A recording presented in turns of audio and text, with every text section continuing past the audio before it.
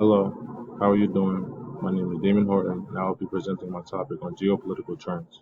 The topic I ended up going with was among the top three on the list provided in the video, and I ended up going with China's relationship with the US. Now, most people know we trade with China the most. If you was to look at something you bought from the store, or a lot of things you even have in your house, 9 times out of 10 it would say made in China. When COVID-19 came out at the very beginning, the Chinese tried to hide what was going on, which ended up leading to a crisis.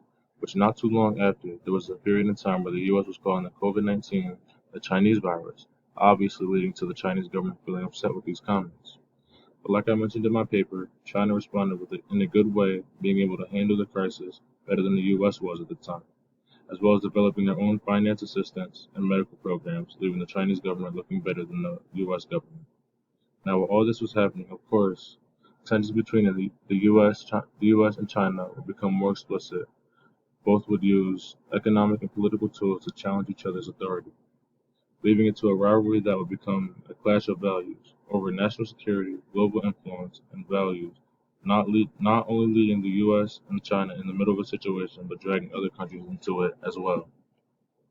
While all of this is going on, there's a new election approaching. With that being said, Trump took any heat that was thrown his way about handling the crisis and threw it back at China, eventually getting to a point where we are questioning our one trade deal, resulting in phase two being extremely difficult to reach. As the political crisis in Hong Kong continues, the country's voters will also face the possibility of electing a new president. With the ruling party's leader, Tsai Ing-wen, expected to win another term, the U.S. support for China's regime will also be emphasized. As a result, the U.S. will impose various restrictions on China, including financial restrictions and designation of officials. China will continue to target U.S. companies that support Washington's containment strategy. It will also restrict the ability of foreigners to enter the country. Mentioned in my paper, I have stated there has been a few changes one being the growing divide between the poor and rich has raised concerns about nationalism and civil unrest. Food security and basic needs are also becoming costlier. Also provided a video. I'm not sure if you can click on there, so I'll just click on my computer.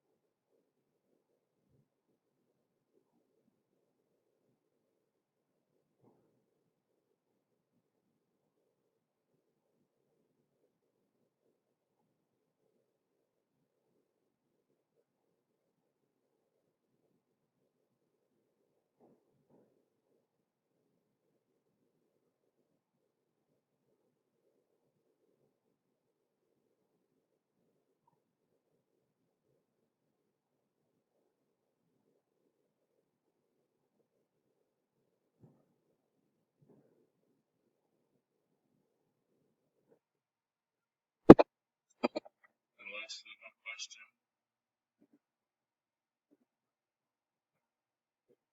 That is, what we turned to, we weren't able to trade with China anymore. That's it. That's that.